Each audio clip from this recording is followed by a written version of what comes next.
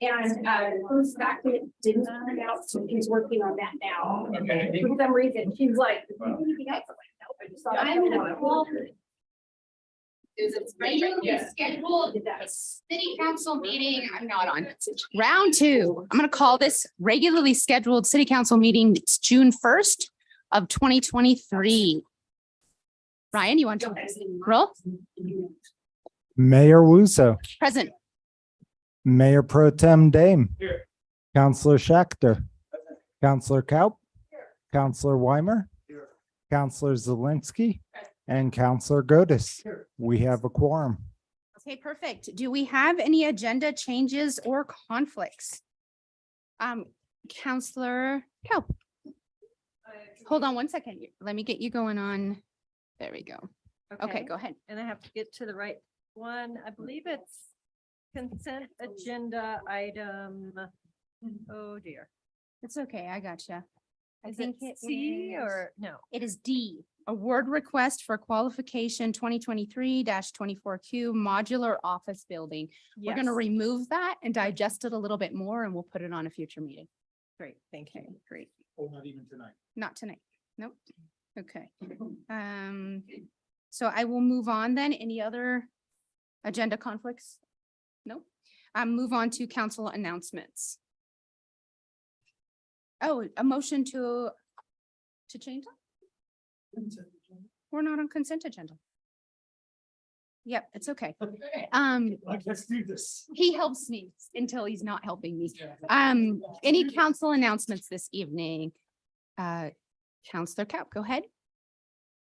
Oh, No? Okay. Councillor Godis.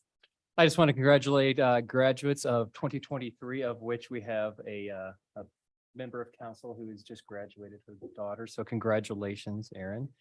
And to the rest of the graduates of the class of 2023, I'd also like to give this council some sincere props for not rinsing their dishes before they put in the new dishwasher. It actually works better when you don't rinse your dishes off. So thank you, everybody, for acknowledging that.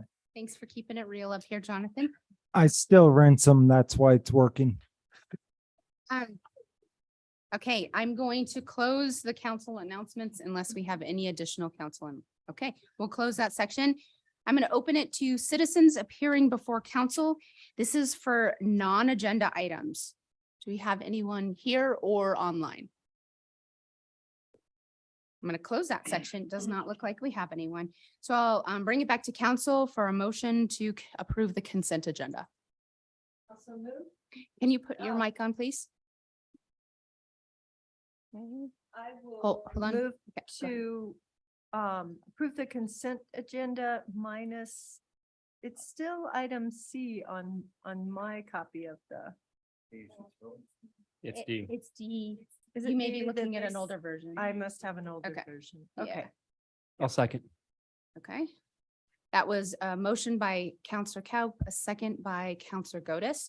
All those in favor, say aye. Aye. Any opposed? The motion carries unanimously. Okay. We're going to move on to actions and or presentations. And our very first action is number 11, Financial Advisory Board Grant Awards. Steve Boyd, sorry. I don't know where I got that. Good evening, council. I am your staff liaison to the Financial Advisory Board. And each year we put 3.4% of our A&I fund and 7.5% of our tourism fund into discretionary and tourism grants that nonprofits can apply for and be awarded that do good things in our community.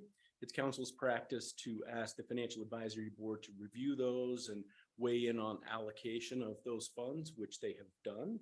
And their ultimate recommendation is in your packet. So I'm happy to take any questions that anybody has. Any questions? Anyone would like to make a motion? Okay. There we go. There we go. Counselor Zelinski. I motion to approve the grants proposed by the FAB. Perfect. We have a motion by Counselor Zelinski and a second by Counselor Kaup. It looks like any questions? Counselor Godus. I don't have a question, I have a comment. Is that okay? Yeah. I think that, one, I just know what great work, Great Expectations does. So I would be personally, this is not an amendment to the motion unless the sponsor of the motion wanted to amend that, but I would be amenable to giving them the full amount, the extra $3,780 to bring that full amount to $8,780. I'd also like to point out just two other things briefly. One is we talk a lot about childcare and about how we need to do things for childcare, and we don't do much for childcare. We have a summer program, but that doesn't really help the working families in our community, and other communities have really robust, large public finance systems of childcare. And we only give Early Childhood Network, and granted, full disclosure, this used to be an organization I ran, but we're only giving childcare $5,000. I'm not saying we should change that now. I guess I'm saying that we should look at how we do childcare and what kind of investment we want to make in childcare. So I'm fine with it right now, but if we're not going to do it, we should support organizations that have that as a mission, because $5,000 out of a $25 million budget does not seem to be reflective of what we say our values are. And lastly, I don't know where to go with this, but Catholic charities, I just have a problem with using public dollars to support a private religious institution, especially one that is based out of Denver, and we don't have local finances at all. If you looked at their deal. And so for that reason, I think that's problematic for me personally. So I guess if anybody else feels that way about any of those other things, I'd love to hear from them as well. Thank you.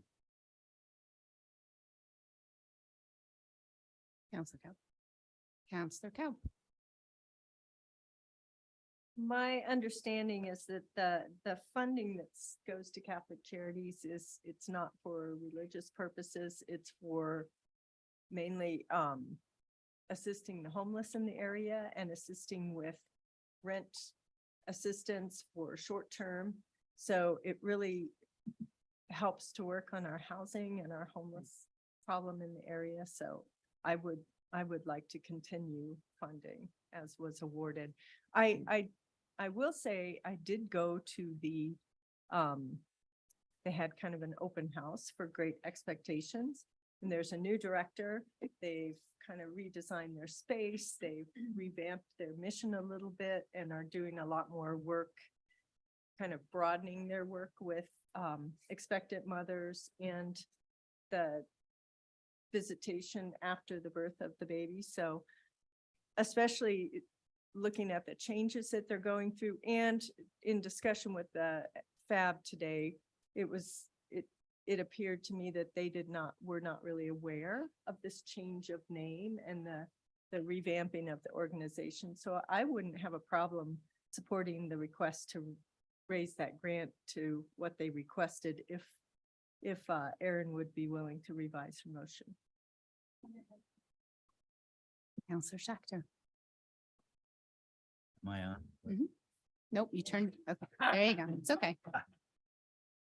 Just reflecting on Catholic Charities because I did not know Counselor Godus on their website. And it might be something to consider in the future. So they mentioned Tom's Door, which sells cards that goes to emergency assistance, pregnancy resource center, Feed My Sheep, which is pretty active with our homeless population, and Lift Up. So there's a consideration, assuming the dollars stay local, one consideration might be, if it's possible, there's overlap to other things here. If the FAB is inclined to say, you know what, if you can guarantee us these dollars are just going to this component, whatever it may be, whether it be Feed My Sheep or something, rather than diluting it or not being sure where it goes, just a thought. Thank you. Counselor Weimer. I think it could be interesting. I don't want to create a lot of extra work for the FAB or for sort of the extended team that does this every year. But I think it could be interesting to have sort of a high level categorization next to each line item and you can create 6 categories or whatever sort of feels appropriate so that we can have an understanding of, is this homeless? Is this children? Is this environmental, et cetera, et cetera. And then just a quick Excel, sort of equation at the bottom. How much are we given to environmental? How much is, just sort of that sort of breakdown so that we could have an understanding and feel better about overlaps or gaps that might be present here. And then if, whenever push comes to shove, we know how to maybe start peeling back some things without, going too far. So it's just 2 cents, but I think it could be worthwhile to see that next year. Counselor Zelinski. So if there's no more discussion, I'd like to amend my motion to include the approving Great Expectations, their full ask of $8,780. Counselor Kaup, do you want to amend your second as well to reflect that? Yes. Okay, great.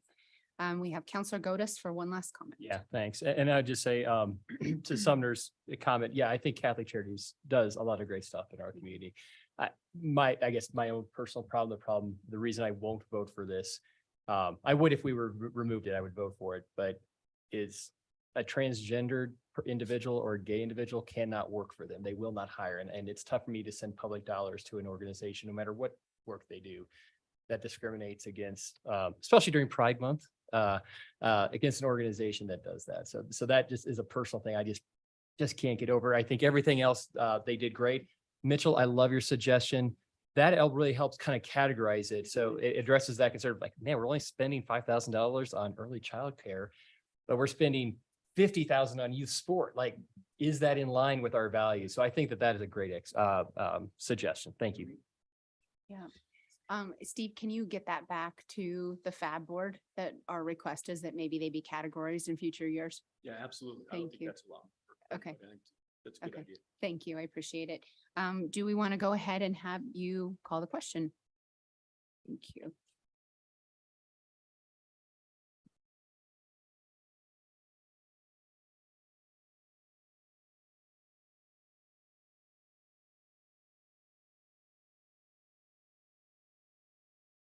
Yes, Counselor Zelinski. Yes, Mayor Wusso. Yes, no, Counselor Godus. Yes, Mayor Pro Tem Dem.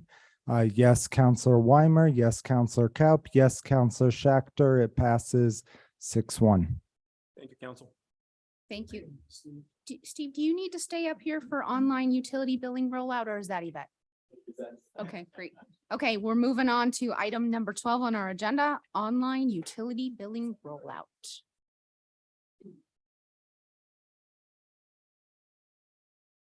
Good evening, Mayor and Council. This is just an update. As most of you know, we started an ERP rollout in 2019, went live in 2019 with our financials, and in 2021 with human capital asset or human capital management, which included HR and payroll. We got a little behind the times with COVID. So we picked back up this year, the utility billing and cash receiving system, which fingers crossed, we will be going live next week. So with that, we just wanted to give you an update because this is more public facing than the other two modules were. And so you will probably hear some rumblings and, that, so we just wanted to make you aware. This is going to be a great system. People are going to finally, after all these years, be able to sign up for online billing and email bills and be able to pay by credit card online. They can do that now, but this will be a much better system. You can log in, you can put all your accounts into one CSS, so it's just citizen self-service. They'll be able to combine all their accounts and see them all in one place instead of having to call or go online. So it really is going to be a great system. Some of the complaints, just to, we have 10,000 bills that go out every month. So we're hoping for a high rate of people signing up online. But if you stay with a paper bill fee, we are going to charge we're going to give a 3-month waiting period to make sure everybody can go online, sign up, go active, and then we will be charging a paper bill fee for $2 for anybody who chooses to do that. With this, we are also adding in an IVR system, interactive voice response. So they can actually, if they don't want to go online or aren't familiar with computers, they can call a number and do all their stuff online. And if they have problems, that will they can push a button and it will go directly to our live people. So that's going to be a great added benefit too. That's pretty much just kind of an update. Systems will be down a little bit for the next few days while we move from one to the other. And we hope to be back up and running with everything in the middle of next week. So I'm happy to, I would just like to give a great shout out to the whole finance department. I mean, everybody's had a part in this and they've done a lot of work to make sure as much as possible this goes smoothly. So thank you to the whole finance staff and everyone involved in this. Thank you, Yvette. I think we have a couple questions. We'll start with Counselor Day. Hey, thanks, Yvette. Quick question. Does that include broadband? Everything under one account? All the, No, broadband is still a whole separate. it's still, the billing is still separate. Okay. But you got water. Water, electric, yes, and then once we get the pay-as-you-haul online, that Right. will also be included in the system. And if any way possible, throw in broadband. If any way possible, then it's really all under one roof. That'd be Yeah, I awesome. don't have a lot of control over. I know, broadband. just saying. Thank you. Okay, and then Counselor Schachter has a question. Thank you. Should be great. Just clarification for the paper billing, is that $2 per month surcharge? It's $2 per bill. Per bill, per Mhm. So if cycle? you have 10 bills, it's cycle. $2 Yeah. per bill Thank for a you. paper bill. Okay. And we are going to offer, for those of, some people aren't necessarily computer literate. We have a station set up outside of our finance department that people can come in and we will assist them getting their account set up. So we're not just gonna say, hey, we're not gonna help you, you have to do it here. We've got that all ready to go so that people can come in and we will help them. Thank you. Counselor Kelp. Thanks, Yvette. So we'll be able to opt out of paper billing Yes. if we do the online account. And then if you already have auto pay set up, will that will just carry through the same? Yes, so if you're already on auto pay, that information is coming over into the new system and hopefully be seamless. Great, But great. Yeah. like I said, all the finance team has done a lot of work trying to make sure everything matches and all this information will be included with that first bill. There'll be like an FYI flyer go out that says, yes, all these things are available and what will carry over and what you can do. And Right. Well, this is so exciting. Thank you. And thanks to the whole finance department because this is a great improvement. yes, Counselor Zelinski. So currently, when you pay online through the payment portal, it's $1 fee every time you pay. Will there still be a fee to pay through the portal or just only if you get a paper bill? no, they use still, so the cost of that is, if you do an e-check, it's now gonna be $1.95. If you pay by credit card, there is a 3.5% fee associated with paying by credit card. And that's just something that we have to pass on to everybody, right? Because we don't want people who aren't paying that way to subsidize the people who are paying that way. So there will still be that credit card fee. So if I were to switch my bills that I currently pay through the portal to an auto debit, then I don't pay any additional. Correct. fee. Auto Got it. debits are no charge. Yeah. Okay, perfect. Counselor Weimer. Hey, Yvette, thank you for this. Do you have sort of success metrics in mind? Are you hoping for a certain uptake or conversion from paper to digital? Is there a way for us to look at this over time and know that the program is kind of hitting the mark? There will be. I mean, we're hoping right now for at least 30% to start. And, you know, we have a lot of people who want it, so we're hoping. I mean, I'd love to get to 75%, but it's probably unrealistic. But yeah, I mean, to start with in the first few months, I'm hoping at least 30%. Okay, awesome. Any other questions from council? Okay, with that in mind, I just want to say thank you. We know how much work it's been and it'll continue to be a little work. If there's anything that we can do to get the message out as well, let us know, and best of luck to you. Thanks. And again, if you hear anything Mhm. that we can help with or whatever, pass it on Okay, to us and we will. we can help answer any questions that might come up. Okay, thank you for that All right. update. We appreciate you. And thank you for your support.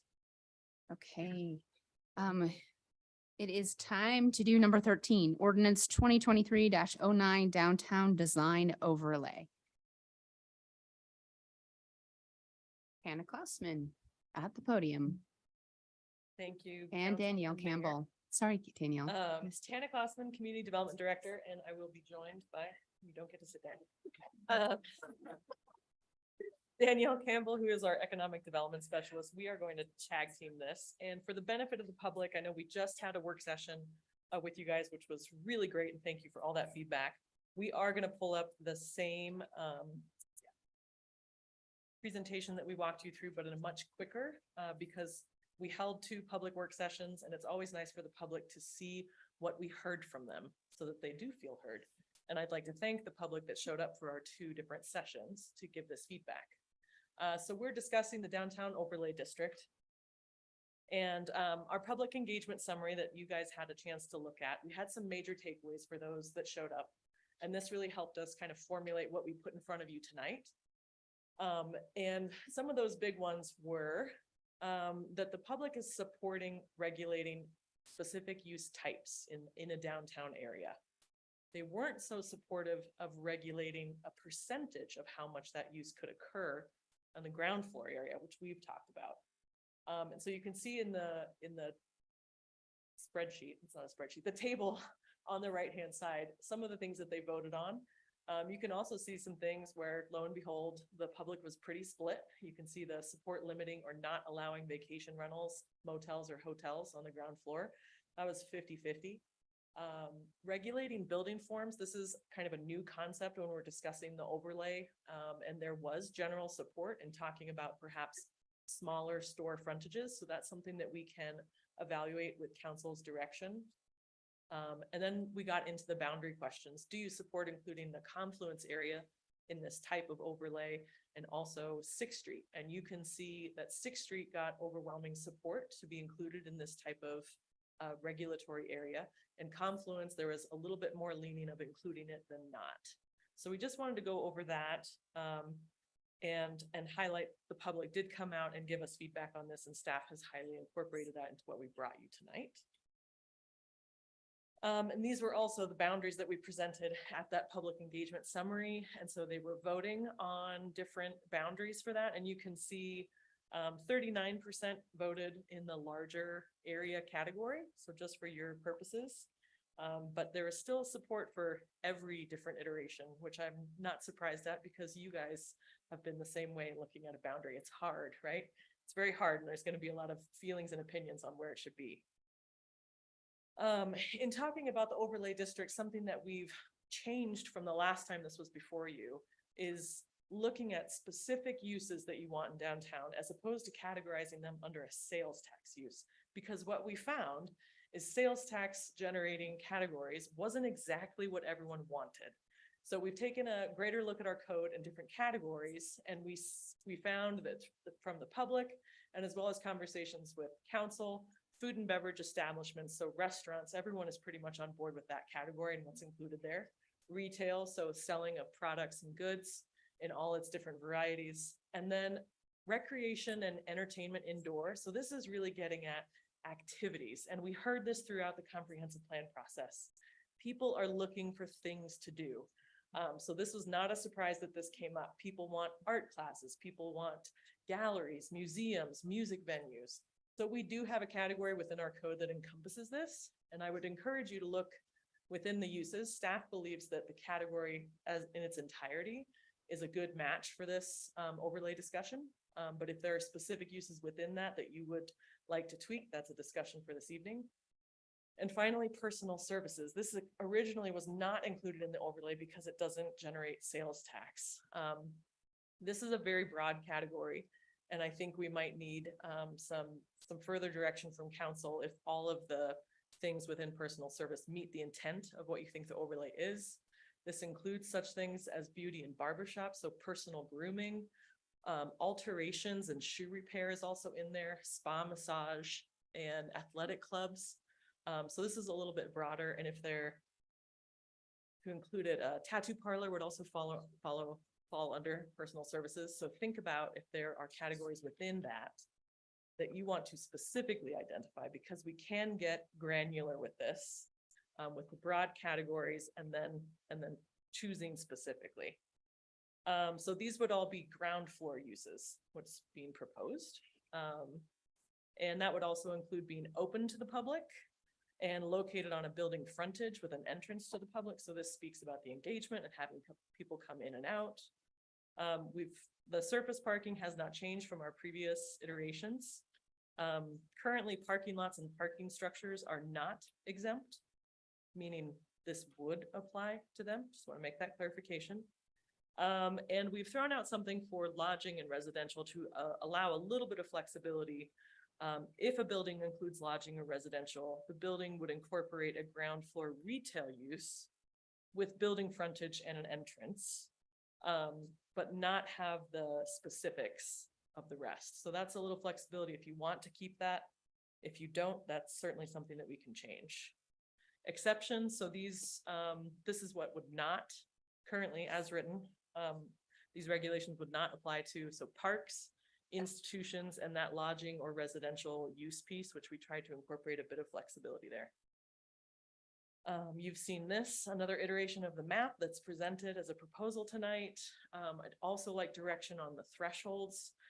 In the work session, we talked about any demolition of a project and 25% or more of an addition. Staff in reviewing this realized that we need to make those thresholds be non-residential and not just any. Changes of use within an existing structure. This is a very bold move in applying this district where you would see the most change. And it would also be an area where we need to do quite a bit of education if approved with our businesses and downtown property owners to let them know when a business changes use. So this is when retail changes to something else, residential changes to retail, storage. You know, we have any type where you change a category within the zoning code, that would be a change of use. And then whatever was being proposed would be subject to this new regulation. So it would need to fit within the categories that you're going to choose tonight.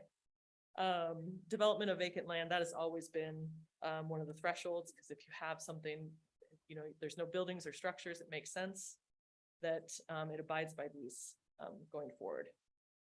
We just explained a little bit about changing these thresholds has implications for how quickly you will see change in the downtown, depending on where you put these. And we can discuss how you guys want to tweak those.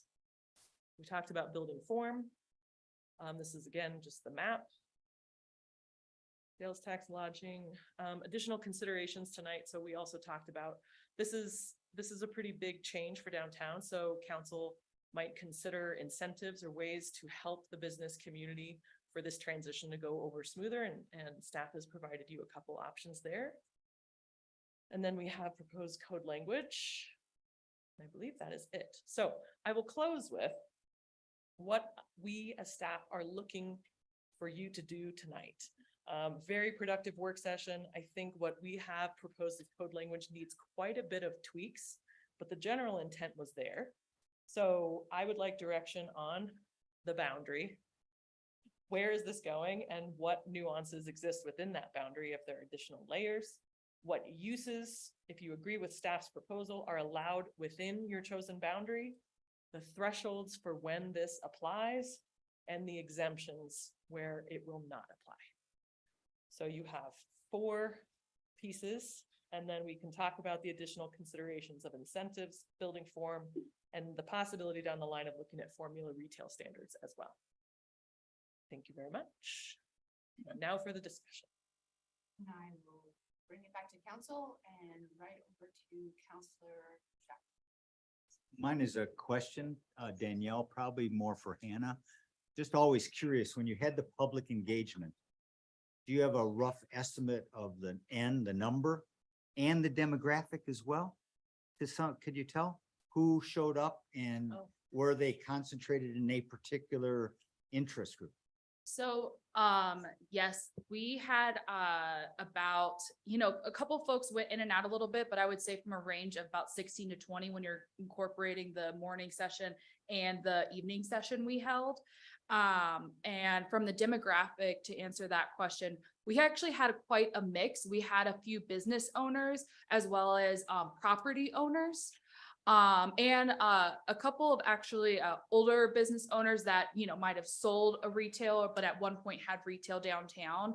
And the third thing is I believe we did have a couple of residences there. So a pretty big mix, I would say. I wouldn't necessarily say we had one more than the other, just because it was, like I said, 16 to 20, depending on, the full scope of the meeting and when people could actually go for the 2 hours or 30 minutes. I'm sorry, was that 15 or 20 in each session or total? Total, yes, Okay, total. so relatively small. Yeah, morning, we probably had about 10, and I want to say in the evening, we probably had about 7 to 8.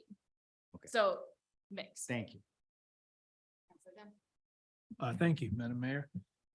Okay, so 4 things to discuss, from what I understand, and I'm gonna start with the easy one.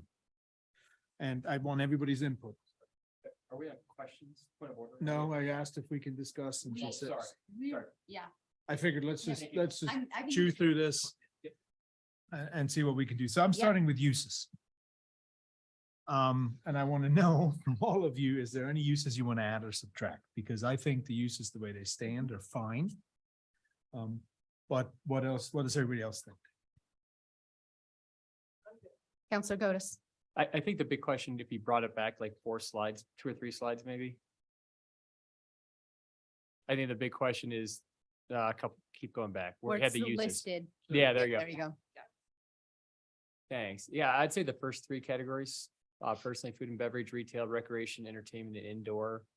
I have no problem with any of those. I think personal service, I'd like to find out what other people think, because that would be a question for me too. Counselor Dem. Thank you. On the personal services, this leads into the boundary. If we do the 2 boundary system, I think the personal services should be in the outer boundary.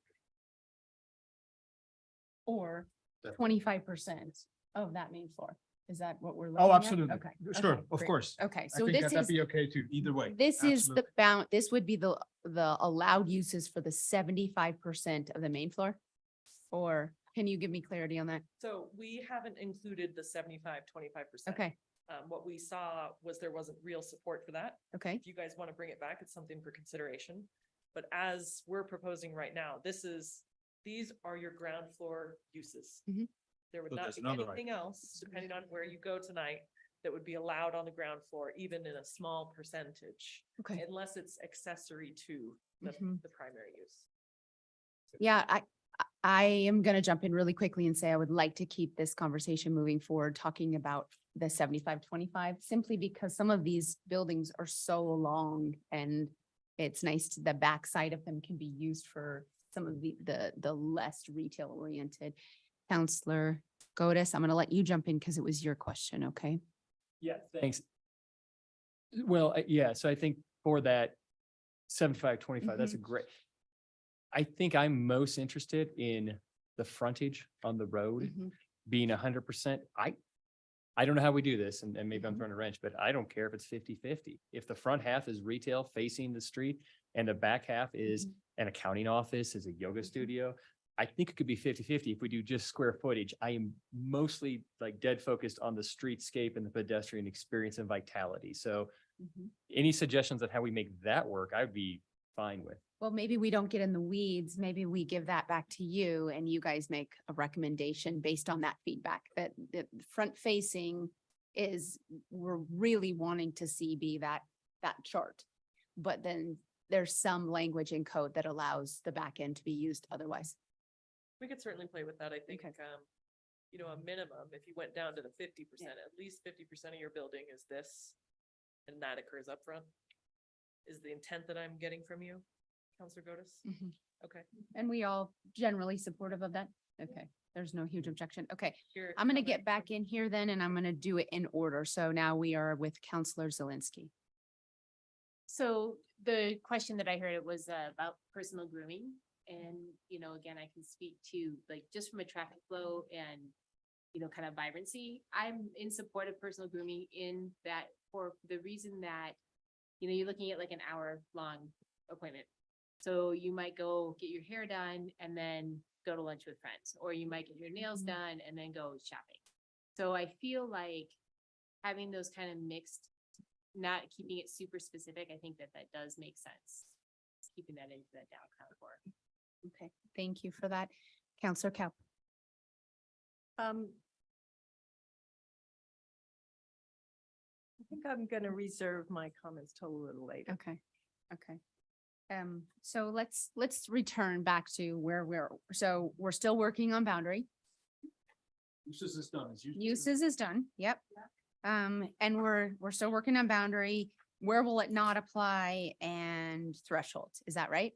Yes. Okay, Uses are who done. wants to jump in? Counselor Godus. Yeah, and I'd put up, if you'd be willing to put up my map. I had made a suggestion and I'm incredibly amenable to suggestions that dispute this, but you know, there's this idea of what do we need to do to activate the vitality of our downtown core? And so the area in black, when it comes up, you'll see kind of speaks to that, as well as some area in the north landing or the north area of downtown. But then there's this secondary overlay, the yellow part that you see that can encompass personal services potentially or not.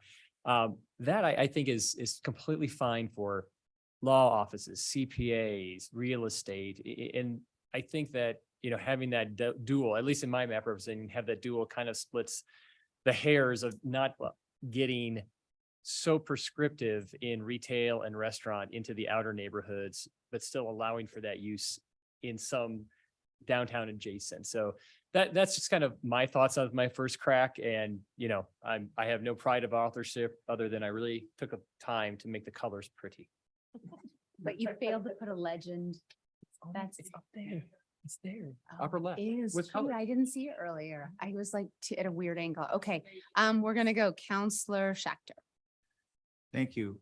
We've done a few scenarios. I'll repeat what we said in the workshop. I'm in favor of larger rather than smaller, which would include Commissioner Godus and the larger original overlay for a number of reasons to expand our future vision. And in the case, I know Voglar has come up, we don't know what's going to happen there.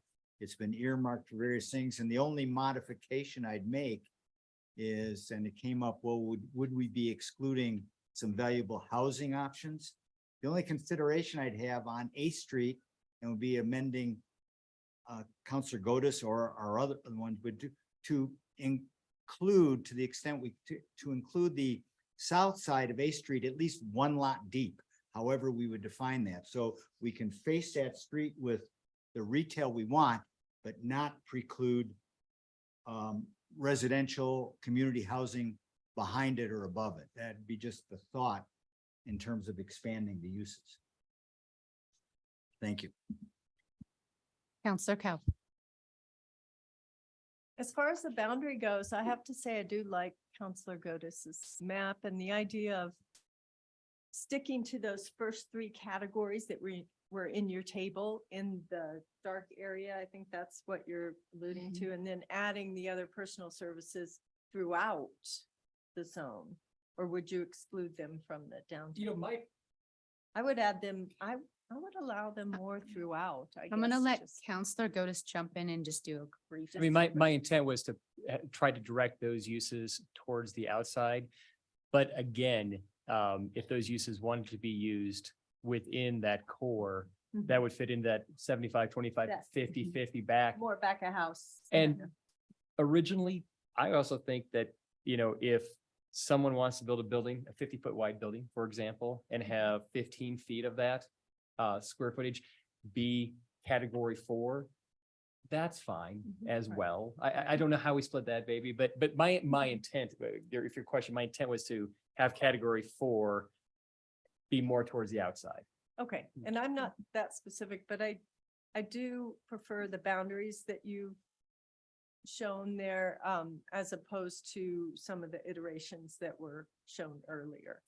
So, I would support that. And then as far as the thresholds, I support the thresholds that staff put forward. I would like to see it apply to the parking structures. I would like to see it apply to residential because I think the way that the map is drawn here, we're not really, we're picking up very few residential. So if there are some in those transitional areas on the edges, maybe the code can have a little bit of leeway for staff, special use permitting or something like that.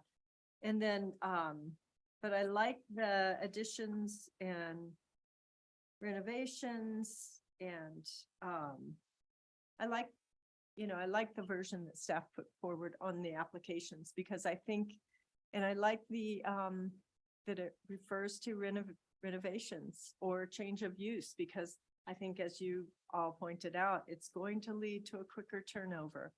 And I'm okay with that. I think we're late to the table getting this done anyway, so we want to see that turnover come in. Are we going to talk about the other building form or we push that to later? I think we're gonna wait We're on that. stick to this right now. Yeah. Okay, thank you. Yep. Danielle has a point of clarification. Okay, I just had a quick clarification for Counselor Gotis on the map that is pictured on the screen right now. One of the things that we kind of talked a little bit about in the work session is that extended yellow buffer. And one of the things that I just want to have a point of clarification on the presentation that Hannah went through when we're talking about what uses would be allowed. One of the things that wasn't on there was professional office. So is that something that we would want to allow in that yellow buffer? Okay, I just want to make sure that's clarified for us. Yes. Yeah. Can I clarify one thing on that then too? In that yellow buffer, there are more residences within that yellow buffer. Are we then requiring them not to have residential on the ground floor? Or would this be just more of an encouragement? If you include it as written, Okay, you spoke about that one for a second. so that's where I think that there needs to be leeway if someone wants to keep their residents in those areas. I don't mind pushing a little bit of turnover, but Well, so with our thresholds, Mhm. what I suggested in the tweak that staff wanted to include is the 25% addition. right, or as well renovation. As the renovation only applies to non-residential. So Okay. residential would be able to And that may continue solve that. as is, even with some small additions Perfect. and small renovation demolition projects. Okay, that sounds like a good solution. Thanks. Counselor Dem. Thank you. I'm in favor of this boundary, couple of reasons. Commissioner Schachter, Councilor Schachter already mentioned it. I think we are preserving a possible extension of downtown if we have a larger area.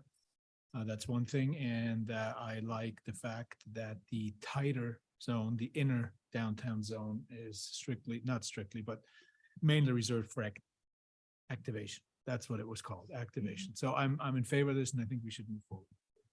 Thank you. Counselor Gotis. Yeah, and so I think, that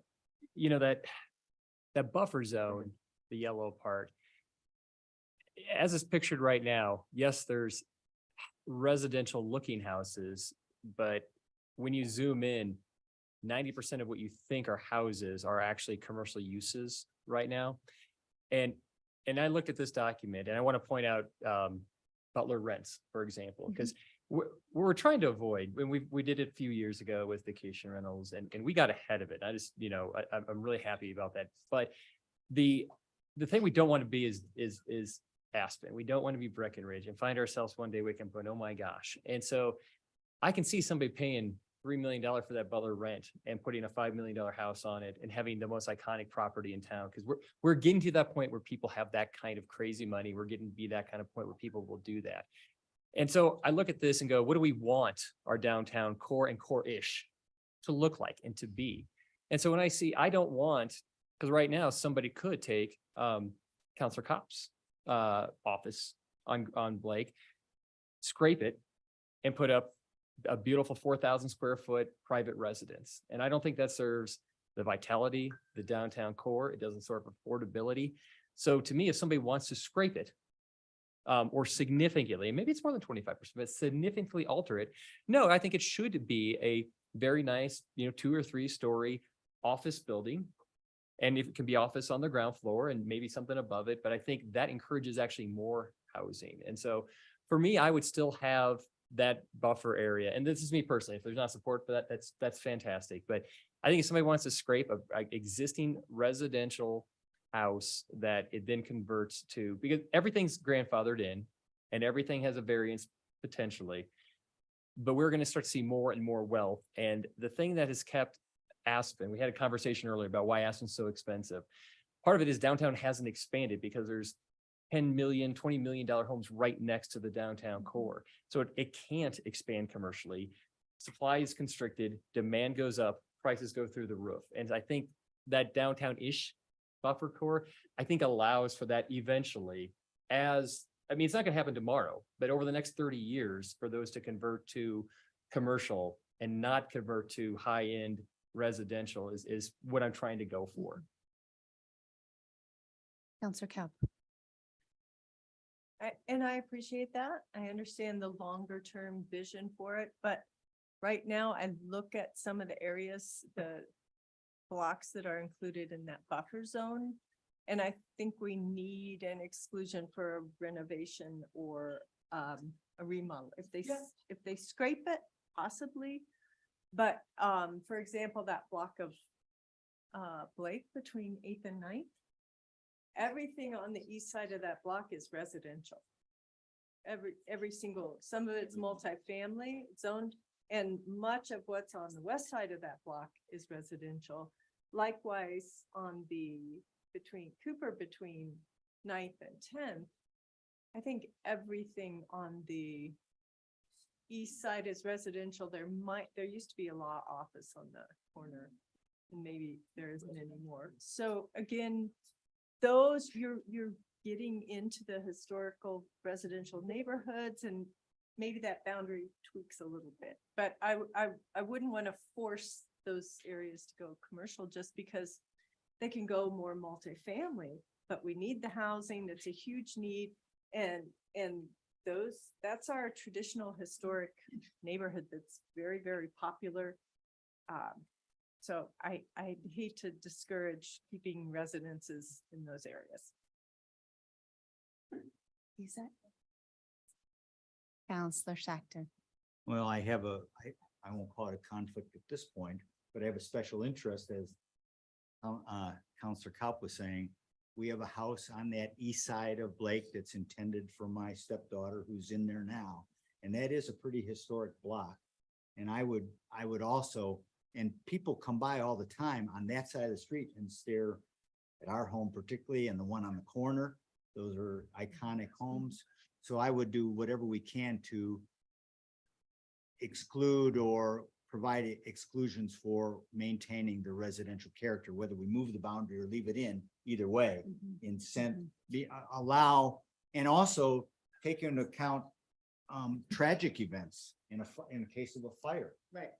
Or something like that with some of these old homes as well, so that they can be rebuilt or remodeled and not have to go to any kind of commercial on any field. Counselor Dem. Thank you. Hannah, real quick, I'm kind of in between here. So I hear this side over there, what they just said about the residential preserving. Then I hear his point. We talked about special use applications in the workshop. Is this something you guys can work out I think so. I'm with the hearing special use some- aspect of it and leave the boundary directions. alone, but do the special use permit? Yeah, I think we can possibly Okay, then, include. if you guys are okay with it, I'm good with that. Our city manager has a question. I was just wondering, if having one of those special considerations be the historic value of a site. You know, not that it would be written specifically, but that is something that could be proposed, because if there was a house that was of a particular age or quality or had or something, then that would be something they could appeal and say, you know, we want to modernize the inside. It's a fairly major renovation, but we want to keep the outside looking that historic quality. That could be something that staff could consider. Would that be something of a special use? I'm just thinking those homes most likely would fit into that. As Counselor Schachter mentioned, they do have that certain quality, that old Glenwood Springs look.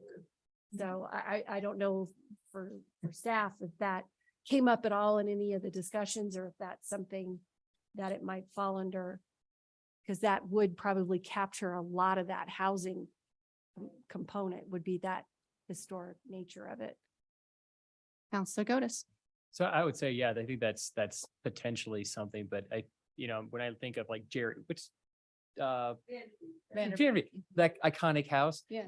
But it's a house, it's residential. Yeah. So in that situation, that doesn't go anywhere. Like it only would happen if it's scraped, Exactly.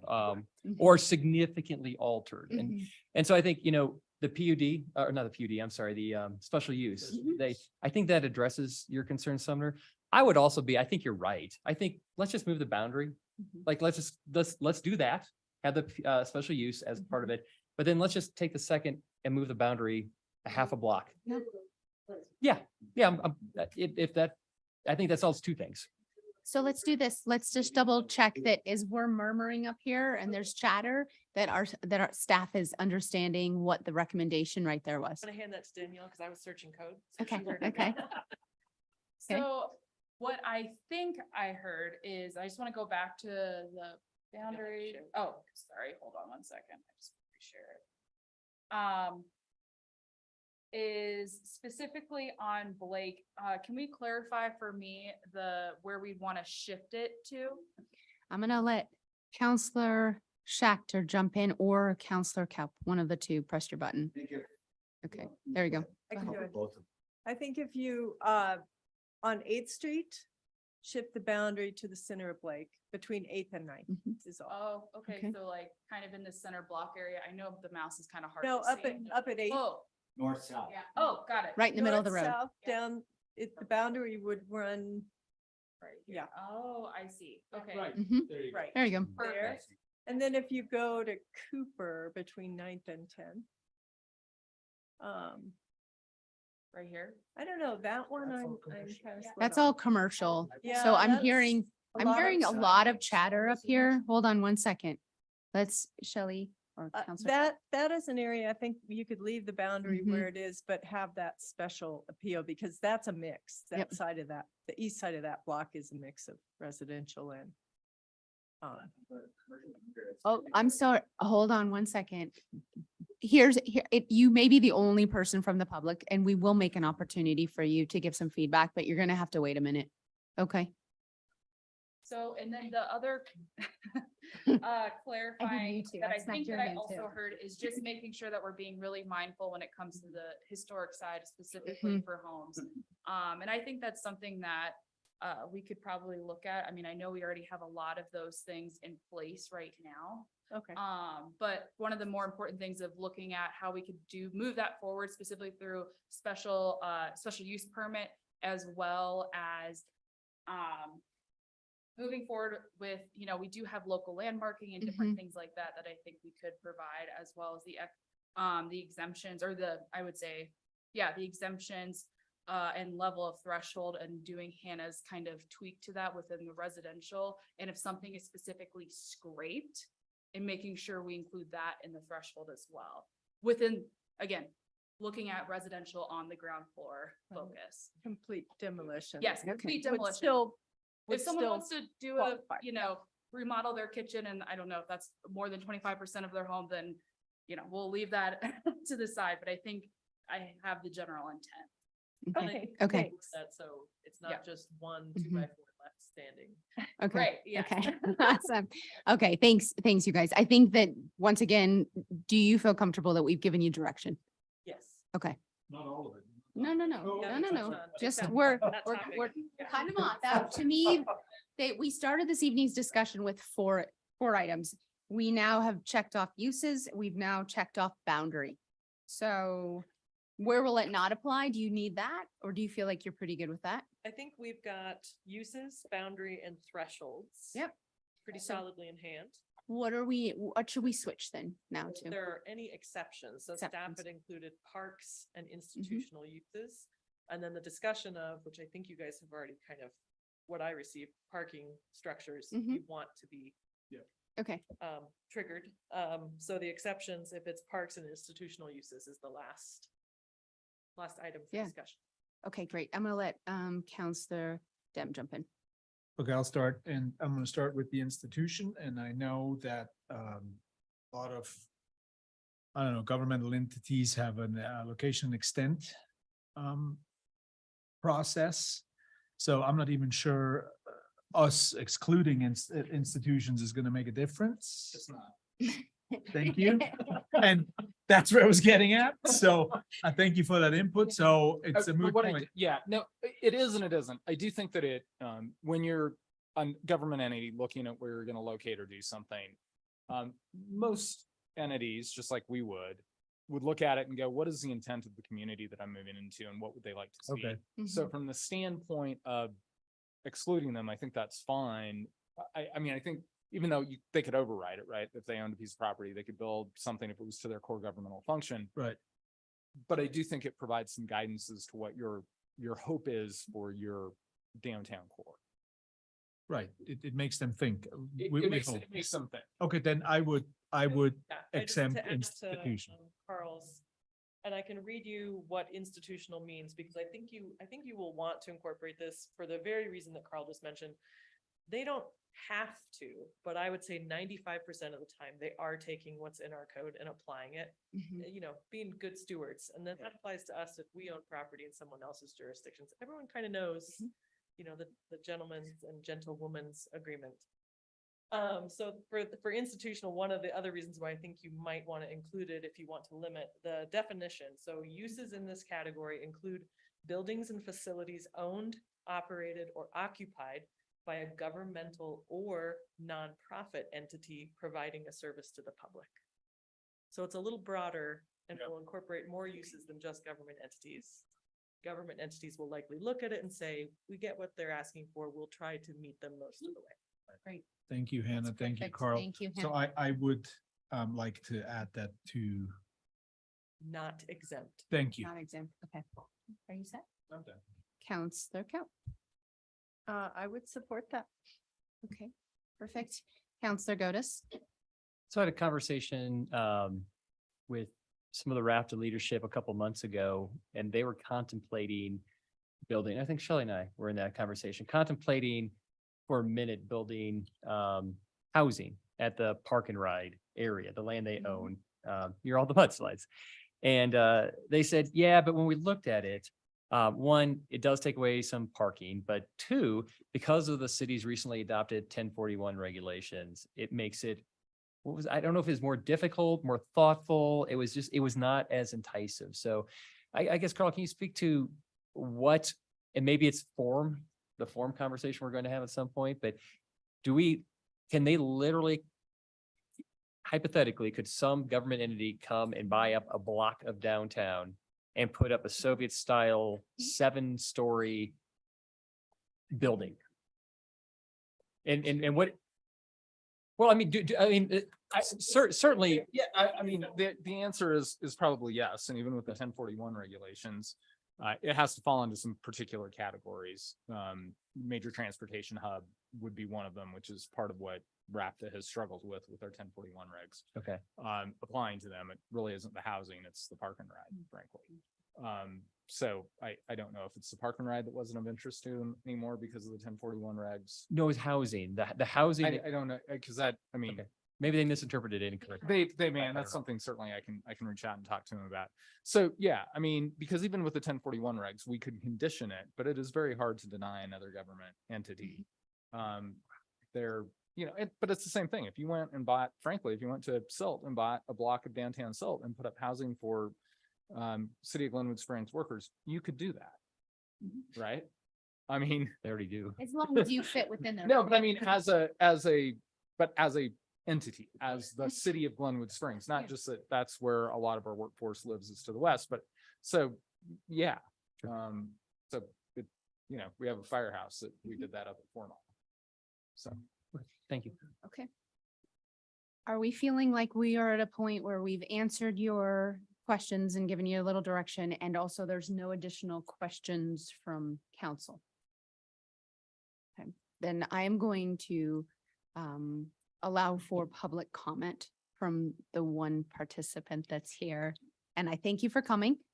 When you do come up to the podium, if you can just state your name and if you live in city limits or outside of city limits, and you're limited to 3 minutes. Come on up. Hi there, Tony Zancanella. I live outside of city limits, 1649 Donegan. I just was curious on further clarification of the boundary because we're also a business owner at 1011 Grand, and it showed it being to the north, and then boundary that was being presented was showing it from 10th up. Yep. And so that was different, so I didn't attend, and so I was trying to understand. And then I saw Councilman Goda's map that showed portion of the commercial district, like on Cooper. I know the boundaries have changed there. Yeah. And so they weren't quite. Okay, so let's do this. If we could pull up the map again, his building is just to the south of the integrated mountain building, which is on the corner of, is it 10th and Grand? Okay, it's on the southwest corner, one building down from the corner. I believe it's the one on the map, Zancanella and Associates. Oh, so convenient. Thank you so much. Thank you. Yeah. So let's just do a, for instance, using your building as an example, how would this relate to their building? So this is a professional engineering office, I believe, so professional services. What you guys had talked about is including professional services in the outer layer of the onion that is downtown overlay. What happens if he wants to add residential to it? Like above. Yeah, above. So above. Okay. In additional floors. So the ground floor use that he has now would be maintained per your direction of including the professional offices in that outer boundary. Does that, you're not at the podium. I'm really not supposed to ask you questions, but hopefully that gives you some clarity. Perhaps, Oh, pop on up. Trying to understand, tied to that section or did not, because the mapping was a little, there was like 3 options presented. There were. Okay. So for clarification, what's in that shaded kind of yellow would apply for a specific level of designation this evening that they're proposing. Yes, but with uses that allow for your particular. What if it wanted to go back to residential? Let me think on that one. So, And here's what I'm going to say, and this might give you some comfort. And for the public, because I know this is a hot item topic, and we've had a lot of conversations with businesses. There's no determination of effectiveness going in tonight. There will be another first reading that would occur June 15th, where we propose this again in a more cleaned up version with everything that was discussed tonight, presenting it to council for them to take action. So tonight we've only taken direction, no action. So this will not be implemented yet. And the public will have another opportunity June 15th when we come back for a first reading document that is much more clear to comment. Okay. Thank you for coming this evening. Yes. Okay, I am going to go back to Counselor Godus for one final question. I would just say, yeah, I think the only thing that would prevent would be ground floor residential. Mhm. So if you scraped it and redeveloped it, the only thing that could not happen, at least To the front of it. correct. Yeah, like you'd have to keep some forward facing commercial professional services of some sort. So for some percentage of the front of the street, in the, or retail. Unless there's a special use permit. So if, in case you haven't figured this out, we're ironing out the details. So this is, we had a work session earlier this evening, and now we're having this up here. We've given staff direction like, hey, this is kind of where we're all at. They're going to come back to us one more time. We'll have a discussion. And I'll just say for the record, if there are people that are watching or watching this later or in the room that want to come and discuss what was the direction given tonight and provide additional public comment, that is possible, and we can include it in the packet for June 15th. Perfect. Thank you. Thank you, Hannah. We appreciate you so much. Thank you, guys. Okay. May I? I'm not asked, but say normal comment. Yeah, of course. Okay. Final comment. Oh, wait, Thank you. hold on. Didn't I just say that already? No. I think I did. say- So this is Okay, the additional final comments. comment. Just really quick, I Okay. want to go back to the incentive slide. Okay. Or you don't have to show it, but we had system improvement fees, we had some grants, possible interior, Mhm. and what? Sales Sales tax tax rebate. I really think you guys should bring that back to us Mhm. with some sort of a tie-in to what we're doing. Sure. So this could be incentive for somebody to actually move forward with something. And in the same token, I would love to discuss the GID at some point. How they married? Huh? How they marry together? How now we have this many maps out there. Why do we need this many maps? That's where I'm getting Yeah. at. Great. Is the GID still relevant? And so on. I'm gonna kick Sure. that one to Carl. The GID is actually, it's a special taxing district. Mm. That was supposed to generate enough money to provide for the parking that we don't require inside of its boundaries. And is it? No, Is it still relevant? that would be a question for you guys. Okay, that's why I wanted. I will say one way that it is relevant is in short-term rental permitting and percentages of available housing stock Yeah. within that. So Yeah, that is so one way. we that it- we utilized the boundary when we did. We could also use one of our million other new boundaries. Potentially. And I mean, adjust. the boundaries for like STRs, Mhm. Right. that boundary is described separately, but Yeah. we based it off of The the GID, old right. GID. Okay, I just So- want to talk about okay, it. Thank you. okay, awesome. And then one point of clarification for your discussion with the incentives. Yeah. We likely won't have that completely flushed out for your first reading of this, but it's an Okay. ongoing discussion that we're looking at to tie in at a later date. Please. Yep. Thank you. Thank you both so much. Thank you, Danielle. Thank you, Hannah. Okay. Yes, moving on. Steve, if you want to pop up here, we're on item number 14, summer events and activities. Oh, it's Brianna. Okay, just kind of assumed since Steve was here. Surprise, everyone. Good evening, Mayor, members of council, Brianna Starbuck, Public Information Officer. Happy Thursday. It's June. We love it.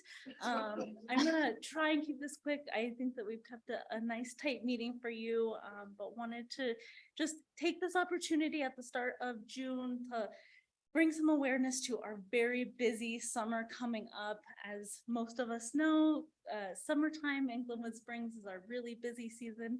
And boy, howdy, do we have a full slate of summer events, both city hosted events and our very popular community events. Those are listed in the packet, so I'm not going to go through all of them, but did want to pick out a couple to highlight. First of all, we do have our yard waste drop-off event as part of sort of our switch to pay-as-you-throw hauling. And so that is already happening for folks wanting to get their yard waste taken care of out at the rodeo grounds. Those are every other Saturday from 8 to noon. And this is one of those weekends. And for the rest of the calendar, you can find that on our city website, which is cogs.us, underneath the community tab. And it's got all the details about that program, what you can and can't bring, as well as the dates. And so would anyone looking for more information about it can go to that webpage. Also wanted to highlight a couple of the events that we'll be having going on downtown. We have Stephen Frederick, our recreation manager, here with me tonight if you have any specific questions, but we have some of our annual programs, including Music Under the Bridge and our Movie Under the Bridge. Movies are Thursday evenings coming up here soon, and Music Under the Bridge will be Fridays. I have these dates on here that I can pull up. Movies Under the Bridge will start June 8th and start at 8 o'clock in Bethel Plaza. And the Music Under the Bridge will start June 23rd and is 4:30 to 7:30. We'll also have our 4th of July celebration, which will be on that Tuesday in Two Rivers Park. And then Riverfest will close out our summer in August. Also wanted to just give a shout out to our Parks and Recreation Department. We have a stellar team, both at our community centers and over at our community art centers that have so many amazing programs and activities and classes and courses for the community to take advantage of. And so highly recommend folks, if you're looking for something to do, if you're looking for something to do with the kiddos, there's lots of opportunities to take advantage of this summer. And that's sort of what I just wanted to say. Hey, Zoom land out there, hi. And also council, we've got a busy summer ahead. And so we're very much looking forward to seeing the community come out. I think we're all needing more neighbor time. So come out, let's celebrate community together and let's have a great summer. Thank you, Brianna Starbuck. Counselor Schachter. Oops. In the ever constant way to make your life busier, but also since we have activities, is there a way without a huge amount of vetting, there'd probably be a little for somebody, and I'm thinking specifically, Ricky Rodriguez is trying to start a Tuesday bike group, okay? The city has nothing to do with it per se, but is there a way for him or other private people that are doing something that may interest the community to at least get it posted somehow and maybe use your help at some point? How would they go about doing that, if at all? This is a great question. We often get questions of like, where are all these events posted at? And I would say all city hosted events can be found on our city website, cogs.us, and also on our recreation website calendar, which is glenwoodrec.com. For community events, so events that aren't hosted by the city, a great landing place and something that I highly encourage event organizers to utilize is the Post Independent community calendar. In addition to that being our local newspaper calendar where folks are checking out for local events, that is also the calendar that is utilized on visitglenwood.com. And so that is sort of a cross population of places. So highly encourage people to post through that resource. It is free. It takes, it's a pretty simple process, but that's a good landing place for folks. Thank you. Thank you all so much. I'm going to close that one and move on to council comments, item 15. And we will do what we did last week. If everybody's cool with it, I'll just start at one end, move down. So last week I started on my right. Tonight we will start with Councilor Cotis. Thank you, Mayor Wusso. The only comment I have is, it's a question, I guess, for council. The Energy Efficiency and Conservation Block Grant is a large federal grant. There is a group called Energy Smart Colorado that is pursuing it. It includes, Shelley, you probably know this group, it's Casey Provost. They work with Core and Clear, and they wanted to know, and I asked her to send a letter for us to contemplate, but they don't want a letter of support. They're just asking if they could list Glenwood Springs as a supporter of this grant, of their grant that they're writing. And the grant is to bring weatherization and insulation and things like that to the supporting communities, of which we would be one. So I guess I'd just like to see if folks were interested in supporting Energy Smart Colorado to write this federal grant and include Glenwood Springs as a supporter of energy efficiencies in residential homes.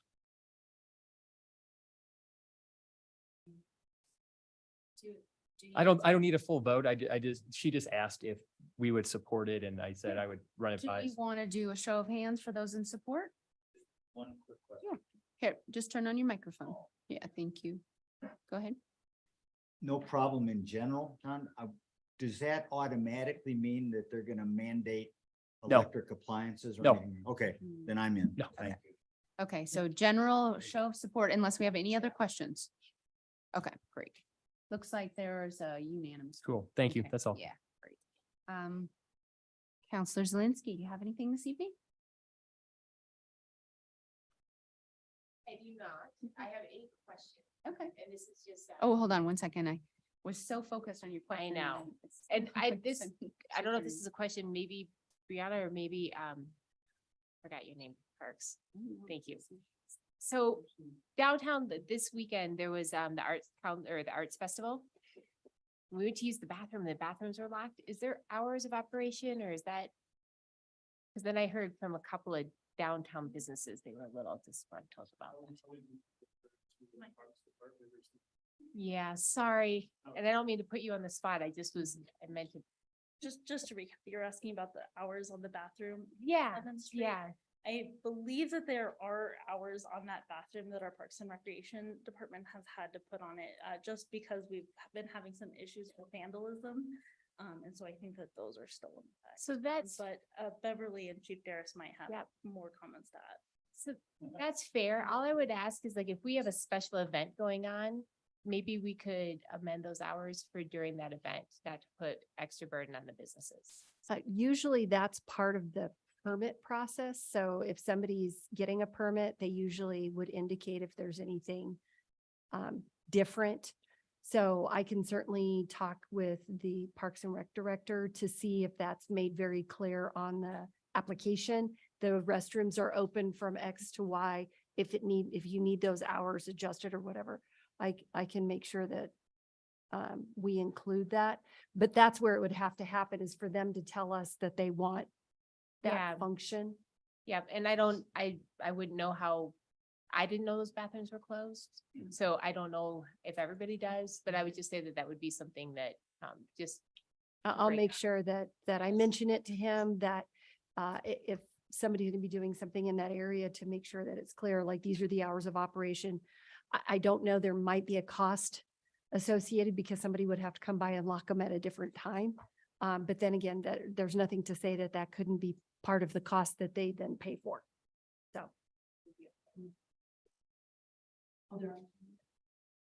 Chief, do you want to add that? Chief just told me that, he clarified for me. I asked him if he had anything to say, but he said no. But they're on a timer. Okay. So that would be something, and I don't know it is posted on the restrooms, but I don't know how easy it is to temporarily adjust to those, but that's certainly something we could look at. And see if that's something that needs to be incorporated in the permit process. Thanks, Chief, for letting me know. I did not know that. Counselor Dem. Thank you, Madam Mayor. Just real quick, this afternoon, we had a very enthusiastic presentation or meeting or workshop with the River Commission. yeah. And item 8 on their agenda was a river corridor master plan. And I would move, if council agrees with me, that we charge the River Commission officially with that task. To come up with a what was it called? River Commission? No, I'm sorry, I'm lost. River River Commission. Corridor Master Yeah. Plan. That's what I was looking for. Oh, I think, yeah. So let's go ahead and call for the vote on that. Thank you.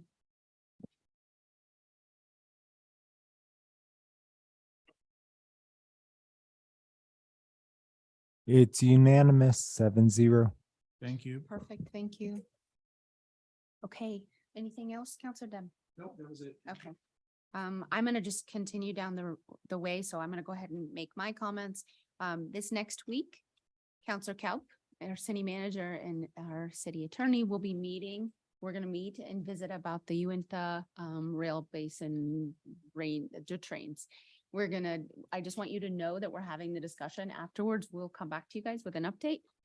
Just make sure that we're all really well versed and understanding the complexities, both because it's very important to our river corridor, the health of our rivers, but also so you guys know, yeah, exactly, everything. It's a very important and timely issue. And we'll make sure that you guys know kind of where we're at, what we, and any requests for info that we have or next steps, we'll come back to you guys with that. And I bring this up both because I think it's a really good habit that we all get into, that when we're out there in the community talking about the things that we're so passionate about, that we let each other know as a council. As a reminder, we are a council with a voice of one.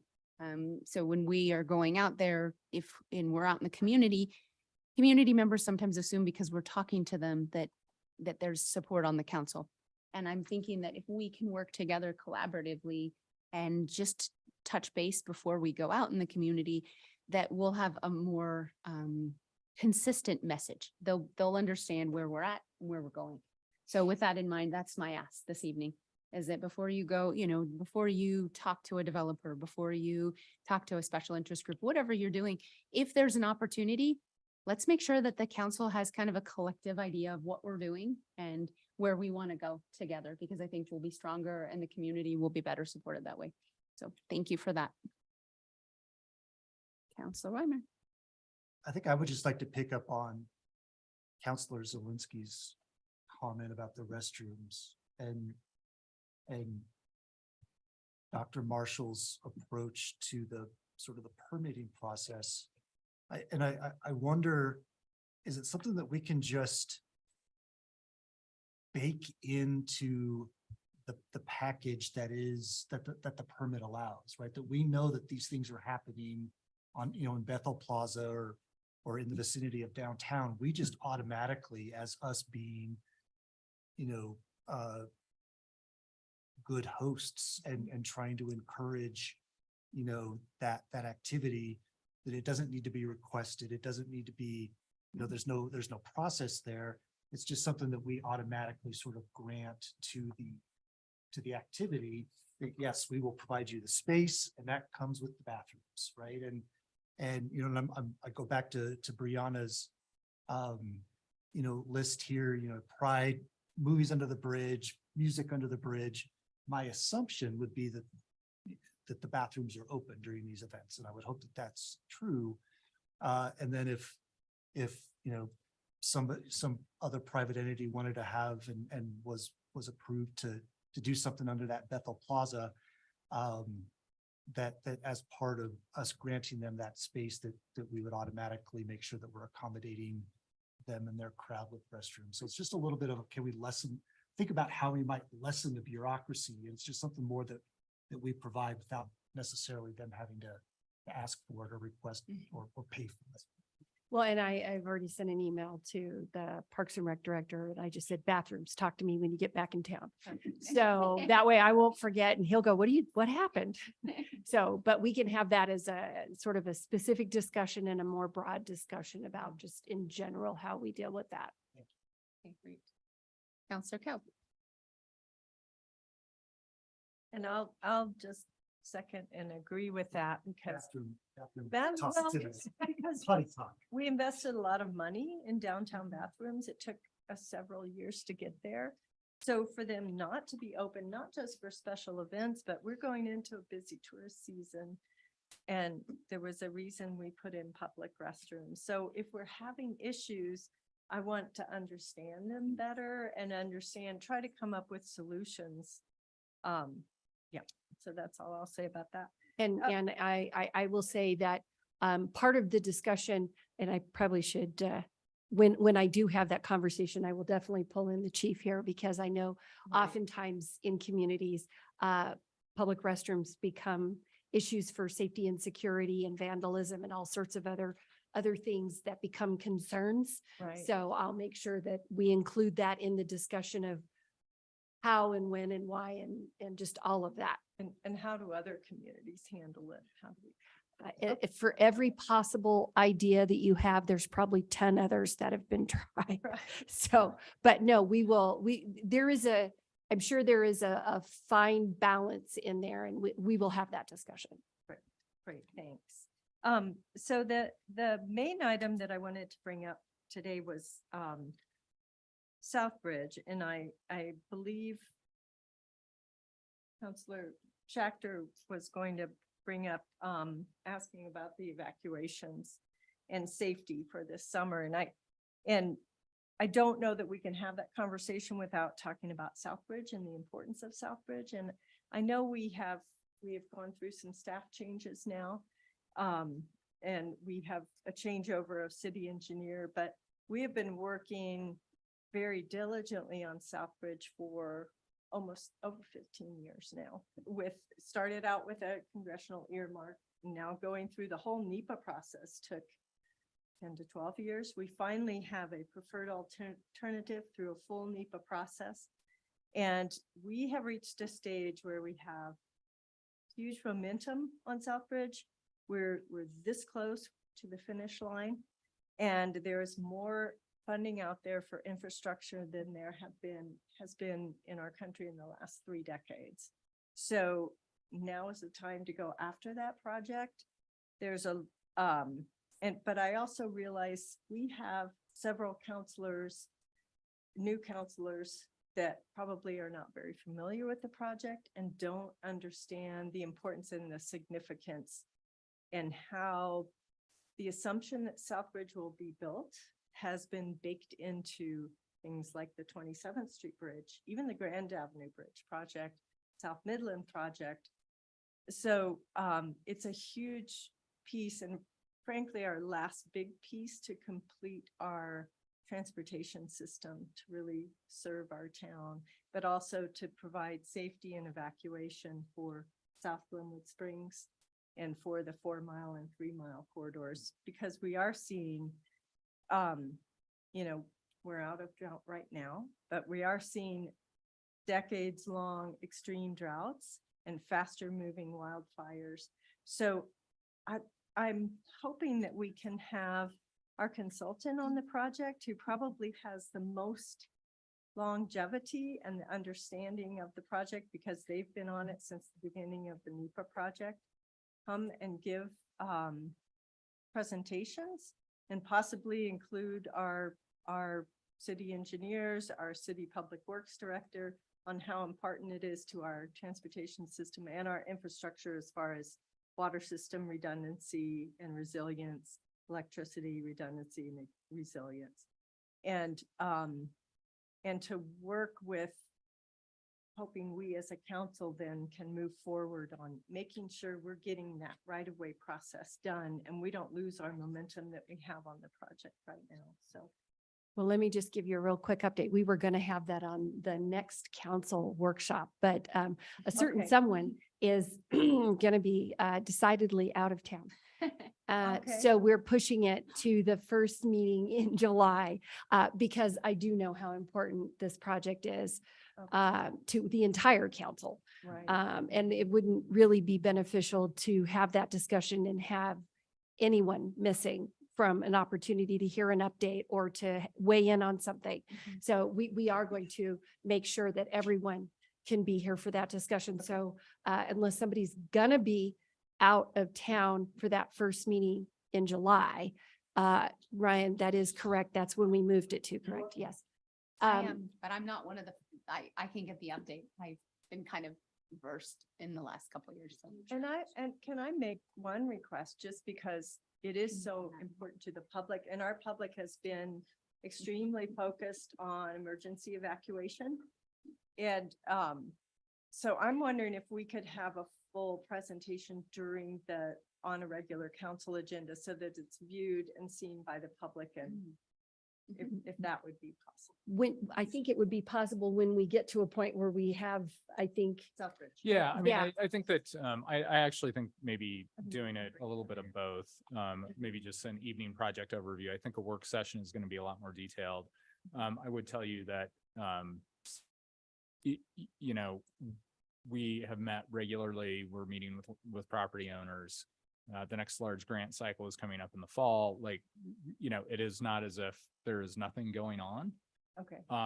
And so I think, right now, public works, city engineering, They're, reviewing everything, going over everything. I think there are some opportunities to look at the project with a fresh set of eyes from a cost perspective that is fairly critical. And so all of those things are going on. We're gonna have a conversation about that. I think one of the things we all recognize is that the project is big. And It's a so we big have to project. find ways to eat the elephant, right? We do, but we also, as anyone who's worked on big infrastructure projects knows, you get it to 100% design and you get the right of way in place. You get it shovel ready and then it's And- amazing. and so how we- funding can bubble up. Yeah, So I and we don't can think have, that- we'll make sure too that S2 is here maybe at that, so they can talk you through what the grant opportunities are and what the dollar values Great. of those are. That would be great. Right. Because I know that I think we had one conversation with them not that long ago, right? It was a couple of months ago. Before we, it's slightly before the last grant was Awarded. Okay, anyway, so. And just, I mean, a significant part of can we move this project forward is, do we get some funding? Right, absolutely. And so right now there's this little thing going on in DC that's sort of holding up us finding out if we got it or didn't get it. And so the submissions are in there. And so we're waiting to hear, but we're not doing nothing while waiting. We are continuing to move that project forward. And that was what was going to be presented at the next meeting, was where we are. So that will be at that first meeting in July, and we will be able to tell you where we are as far as design, the things we're looking at, potentially some general estimates, because as time goes by, the project gets more expensive. So all of those sort of things we will be talking about in that work session, and then we can bring some of that forward in a board, a council meeting at a broader discussion. But there's some components of it, we kind of have to, it's a go or no go on some of those funding things. But we're not doing nothing. So we're continuing to move those designs forward. We're continuing to have those discussions. So we can bring that forward at that work session. I think there's a contract for our consultant to take the design to 100%. I don't know if that's been brought to council yet. I think that design, we had a conversation about whether or not, like, what the timing was on that. I think that's probably something we wanted to have this conversation with the new council Okay. before we put it on. And one of the discussions we had is whether or not it was going to impact actual timing, and it's not really going to impact actual timing. Okay. We've 'Cause got a that little bit of. came- I believe that came in-house before we had the changeover of staff. So, Yeah, I mean, it was at the, I think that was ready to go at the last meeting. The last meeting maybe Terry was at, or the first meeting that Beverly was at. Okay. But just in terms of making sure that everybody was ready to go, and making a decision on that, it's like a $1.8 million contract amendment. Okay. So it's not insignificant. So we wanted to make sure we didn't put it on, an agenda for these guys to make a decision on. Obviously 3 of you are very well versed. But for the other 4 to make a decision on something, on the spur of the moment. Understood. Right. Okay. All right. Thank Okay. you. Okay, Counselor Kaup, that's comfortable? Yes, yeah. Okay. I would like to see the consultants here, just as because of they have been in the process. Oh, sorry, I thought her mic was on. She turned it off. Hold on one second. Okay.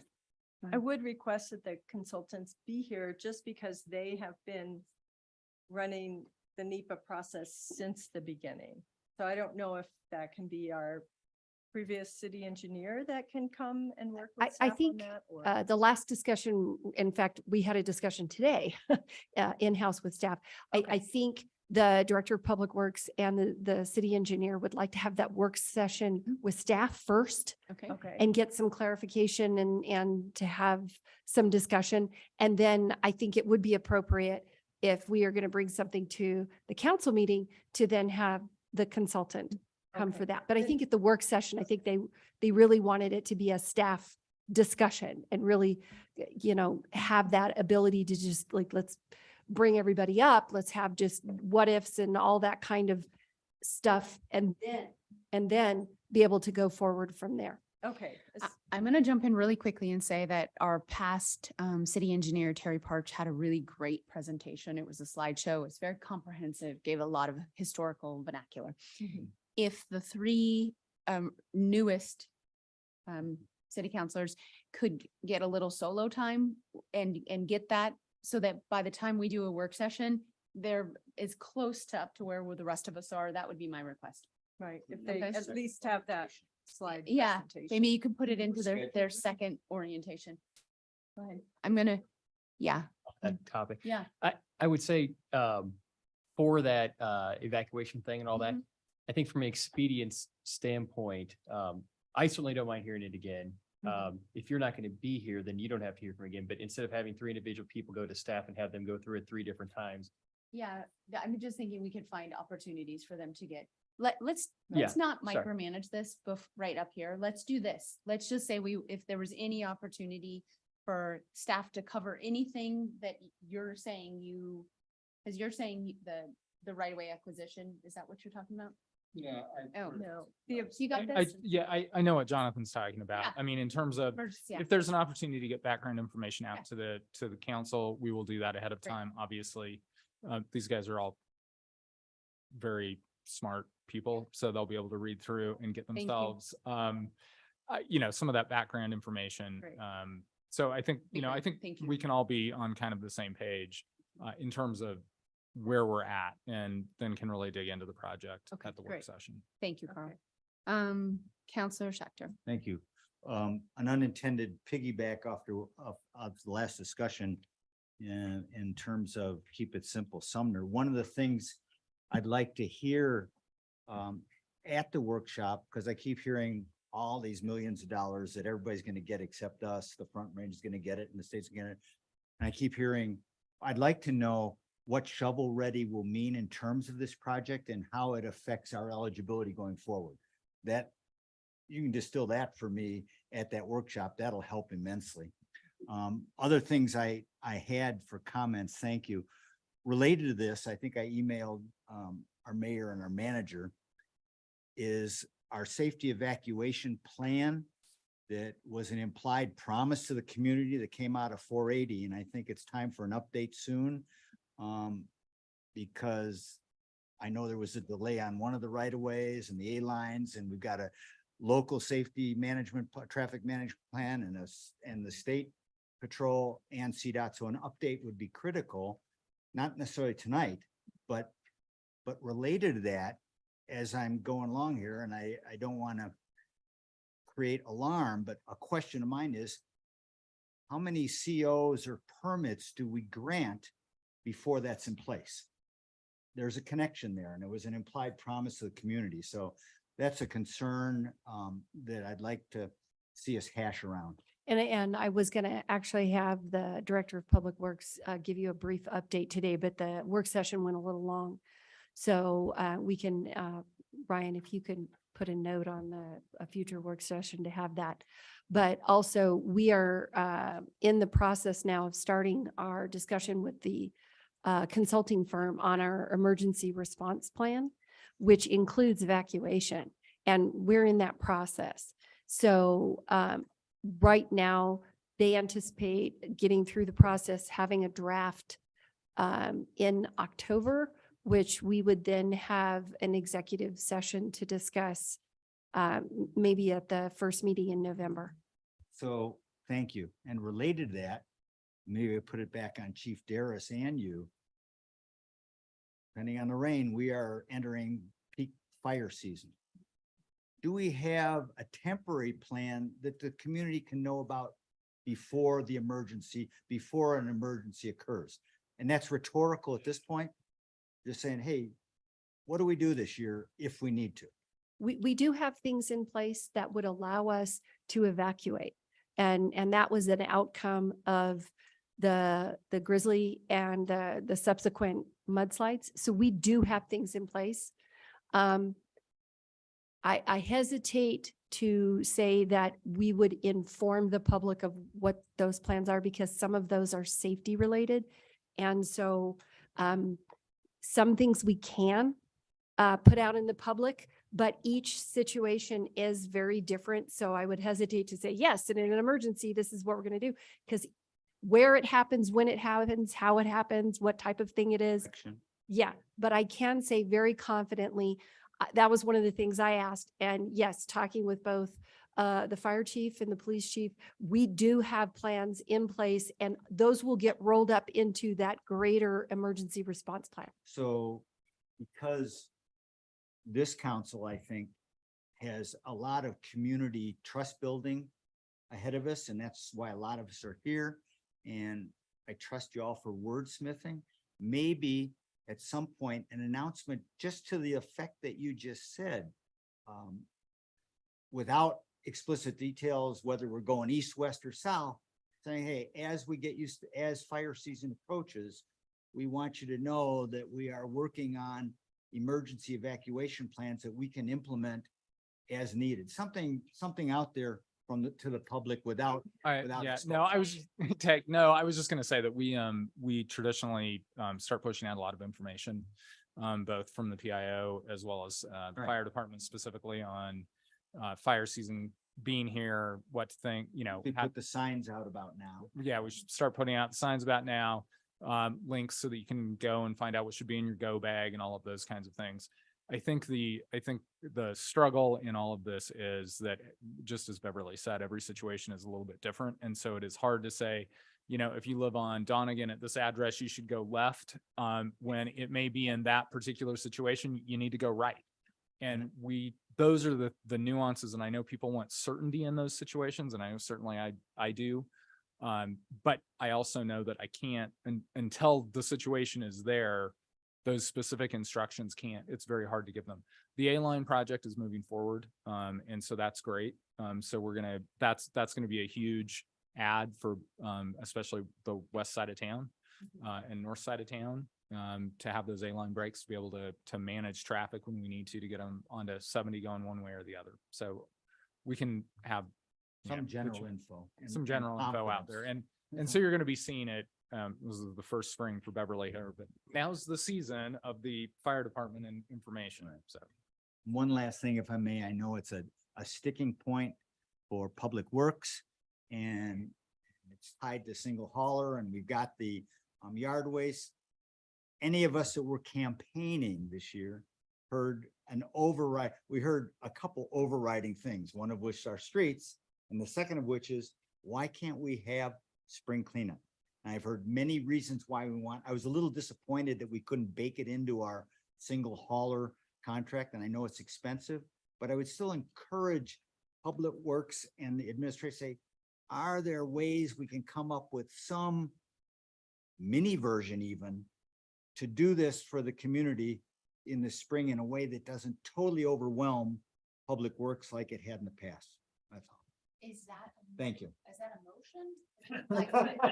No, I'm a rookie. I don't do motions. I think that, I know it's something, It's a wish list for sure. I think it's definitely something that's like an option in the pay as you throw, that Matt is working on. I know he and I have had those conversations about how to put it together as an ad on the contract. So I think the answer to the questions, these guys are working on it already. That'd be good. It would build a lot of confidence, if not confusion. Thank you. That's all I have. Thank you. Awesome. I do see Counselor Godus. Is that intentional? Do you want to? Just based on your comment, I said at the last meeting, I was going to DC to represent with the environmental EPA small advisory committee, advisory committee, excuse me. But what I didn't say, and what I didn't know at the time, is I was asked on behalf of CAS, Colorado Association of Ski Towns, which I'm on representing Glenwood, that I'm the president of. I was asked to give congressional testimony on this Forest Service. I'll just give a brief description. I'm sorry. I know everybody's ready to go. It was a testimony to allow the Forest Service to enter into 99-year leases on underutilized or ancient properties. And so there's 3 communities in Colorado that actively have these Forest Service boneyards that are in town, or an old office building that doesn't serve a great purpose. It's the end of the life. And it might be like 2 random acres in the middle of Aspen. And so what in Glenwood, we have one of those properties right by the elementary school. And Carl might have been on the school board at the time when they were building out that school and renovating it. They're like, we just need to take like 50 feet or something. We got to figure something out. It literally takes an act of Congress. So hopefully that is no more, because what this will allow the Forest Service to do is not to dispose of it, which still requires an act of Congress, but it will allow them to lease out at 99 years to the community. So for example, what Dylan wants to do, and this does relate to Glenwood Springs a bit, so I'm getting there. What Dylan wants to do is take like 11 acres of a boneyard and turn it into, I think, 177 housing units. It would go from 5 units of housing for the Forest Service, which are all junk and rat infested, a boneyard and a 5,000 square foot warehouse, to be 177 units. The Forest Service would get 25, the community would get like 152. And as it relates to Glenwood, I think this is something we should look at, because there is that property that's really underutilized, and it might be a historical building. I don't know. It might be we could relocate those literally 3 offices, or encourage the Forest Service to relocate those 3 offices to their main building. There's also a 4-acre boneyard on the south end of town, 4 acres within our corporate boundaries, that if the Forest Service determined that maybe they could use a boneyard somewhere else. Elgibel also has their Forest Service area. So I got to testify on that. Our Congresswoman introduced me, and it was very, very nice. It was a very warm welcome. And during that introduction, she said, I support this, which it was a Republican offer, or a Democrat offered amendment. Senator Bennett and Congressman Neguse offered it. So for her to come out and support that was really good, I thought. And she also put a plug in for Southbridge at this random natural resources committee. So anyway, I thought that was, Shelley, to your point, we have a lot of people that are interested in this conversation as well. And so to your point, letting people know what we're doing and what's going on. I wasn't there on behalf of Glenwood Springs. I was there on behalf of CAST, but that authority is derived through my position with Glenwood Springs. So Thank you, John. Thanks. Thank you for representing so well. I think that we are now to the end of our regular. On just permanently. We're to the end of our regularly scheduled meeting. We do have an oh no, what do I have? Oh, report. No, you guys don't get to say anything. Just kidding. No, sorry. Report from city administration. In light of the time, I have nothing to add. I'm trying to think, there was something that I was supposed to tell you guys about, but it'll occur to me and I'll get it to you probably Okay, via awesome. email. Thank you. Okay. Did we have one piece of outgoing correspondence? I thought there was something that we were working on, but I can't remember what. Did we? Support, right. I mean, that's up.